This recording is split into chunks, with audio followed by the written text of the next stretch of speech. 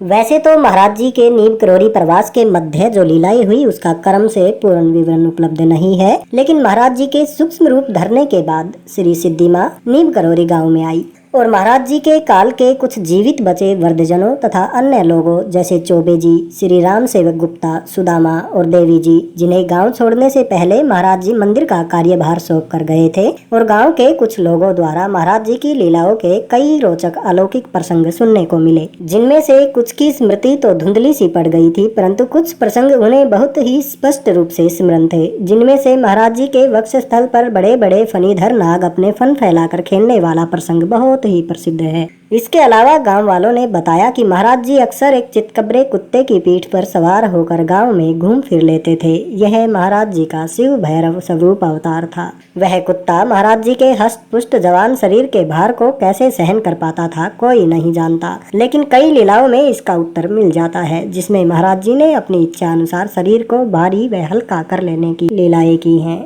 यह सब लीलाएं बाबा नीम करोरी की अनंत कथामृत पुस्तक में श्री मुकुंदा द्वारा लिखी गई है। महाराज जी तब अपनी मौज में उस समय गांव वालों के साथ गुल्ली डंडा, कबड्डी, लुका छुपी आदि खेल भी खेल लेते थे। कबड्डी में बाबा जी से जीत सकना किसी के बस की बात नहीं थी।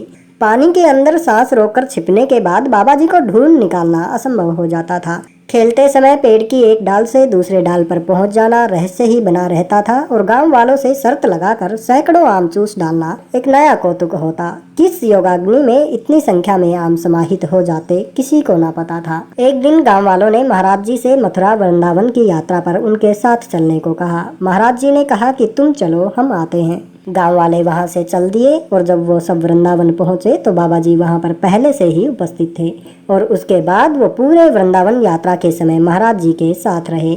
बाद में गांव में आकर जब गांव वासियों को उन्होंने बाबा जी के बारे में बताया तो पता चला कि पूरे समय महाराज जी उनके जाने के बाद गांव में ही बराबर लोगों के साथ बने रहे थे।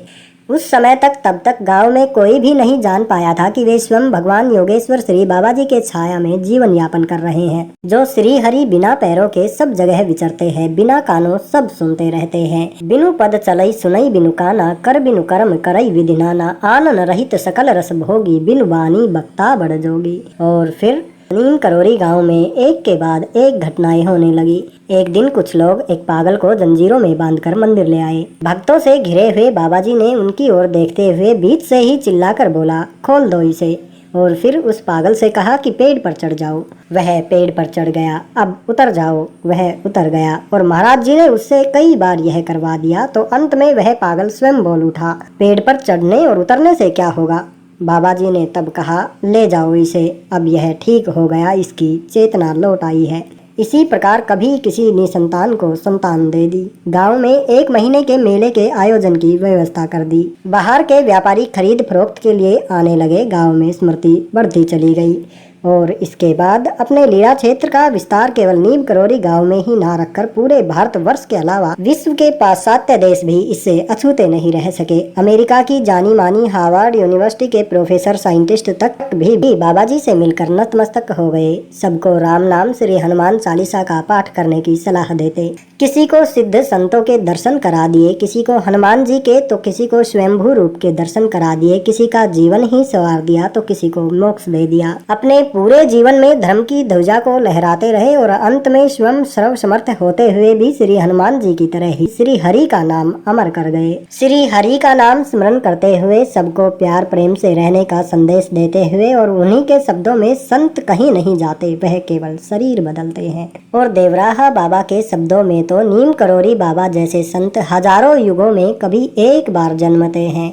एक और बार बाबा ने बाबा के बारे में कहा था कि वह कहीं नहीं गए हैं, वह यही है। वह पहले भी ऐसी लीलाएं कई बार कर चुके हैं। जय जय श्री नीम करोरी बाबा की जय।